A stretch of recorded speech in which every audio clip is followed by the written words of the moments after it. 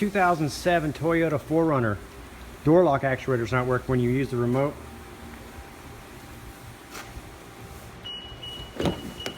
So you lock it and nothing happens. So what we're going to do is we're going to pull this door panel off and check and see if the door lock actuator is getting its signal from the remote, and go from there. I'm Brian, this is from How to Automotive. I'm going to walk you through the process of that.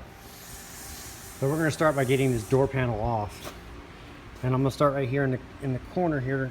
You're going to take this little clip and push it inwards, and then this clip will pop out. So after popping this clip out, the next step is to, on the door handle here, you use a little flat blade screwdriver and you pop this little panel out right here, and then right behind it is a Phillips screw. Go ahead and remove that. Next, right here on the door handle, I put a little screwdriver in here and popped it up, and then this armrest pad comes off, and then there's a Phillips screw here you can remove. So after removing the Phillips screw here, then you can get in the corners and you can use your pry tool and pop the little clips on the corners, so you can pop them here. Now the whole door panel will be pretty much loose and kind of flopping like this. Now you can put your hands on the left and the right side of the door panel. Also looks like we're gonna have to pop this little corner up here, so the panel's gonna catch here. So we'll pop the little clip off right here. Like, you just pull it off. Set that aside. Now you'll put your hands on the left and right side, and you'll pop it off. And once you get the door panel off, you're gonna have to pop. Most likely, you're gonna have to pop the cable off for the door handle, and also unplug the electrical connector for the master switch here. Okay, to unplug the cables, you just pop the little, you're going to take like the green one here, you're going to pop it upwards like this out of this little perch, and then you'll swing the cable around and then pop the little ball out of the, like that. So it pops out like that, and then the ball comes out like that. And you'll do the same for the handle part. So once you got both the cables popped off, now right here on the corner there's a little for the light that's inside the door. You just a little squeeze tab and disconnect the electrical connector here for the light, and then you can just squeeze the little squeeze tabs and pull the connectors out for the master switch and unplug the switch and set your door panel aside. I also wanted to mention you want to do this with the window up. So I went ahead and plugged my switch back in, and I'm going to roll the window up. So what I did was I peeled the weather barrier here. I just slowly peeled it off and kind of pulled it aside.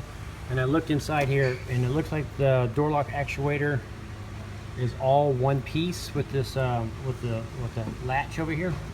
So what I'm going to do is determine if, when I operate the with the remote, I'm gonna get a wiring diagram and figure out which wires actually go to the solenoid, and see if I can determine that it's getting a signal. But from my experience, a lot of times I may have to plug this door panel back in and plug everything in, because the power will go, the circuit is completed through the window switch itself too.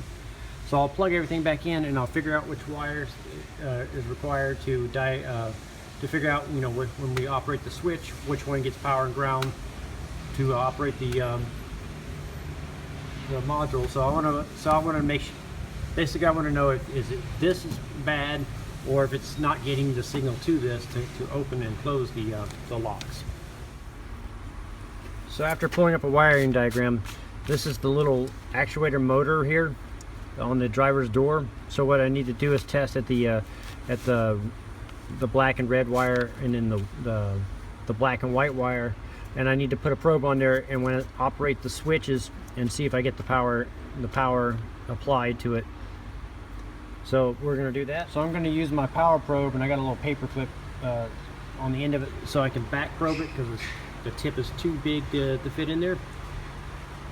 And so what I'm going to do is I'm going to stick it in here and back probe it, and then I'm going to operate the master switch here, and I'm also going to operate it with the key.